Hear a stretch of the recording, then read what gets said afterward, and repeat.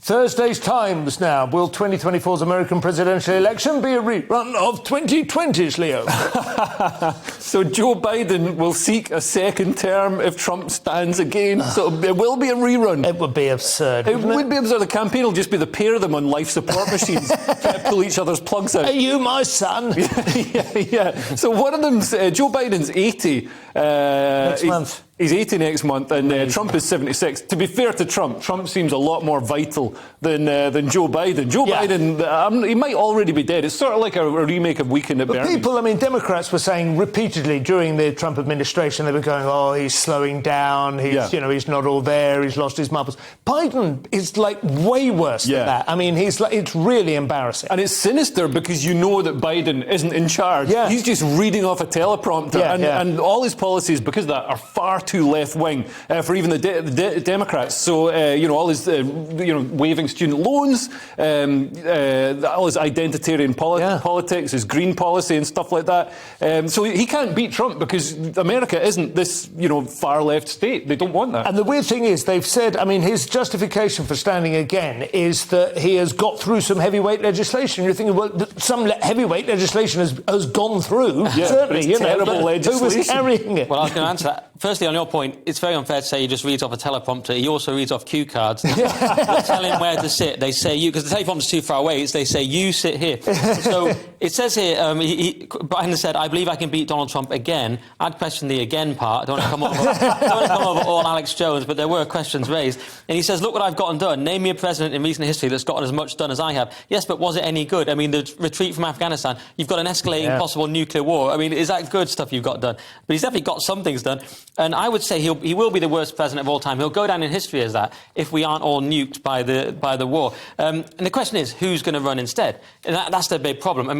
You've got Harris, who is basically an idiot, but is liked by the black female demographic, and they desperately need to hold on to all their voter demographic. She's incredibly unpopular, though. She's incredibly unpopular, except amongst that one group, so that's a problem. Newsom is a sort of radical idiot. You've got Hillary, who we talked about the other day, actually saying, "I might come back and make it more centrist," and that's actually their best option so far, shockingly. And whereas Trump, to be fair, if Trump doesn't stand, their number one bet is DeSantis, right? Yeah. Who I think looks a really, I can imagine Ron DeSantis facing down Putin in negotiations. I can't imagine Biden doing it. Or Harris. And as you say, they've jumped the shark, because we had Tulsi Gabbard, who just did that video that's massive, where she's called them an elitist cabal of warmongers, driven by cowardly wokeness, and she just destroyed them. She never really fit into the Democratic Party, really, anyway. No, but she has identified the neocon tendency within the Democratic Party, because that used to be regarded as the conservative, right? But they are warmongers. This is the extraordinary thing. And we probably all had that experience during the Trump presidency, going, you're all thinking that he's a danger, he's a threat with the nuclear codes.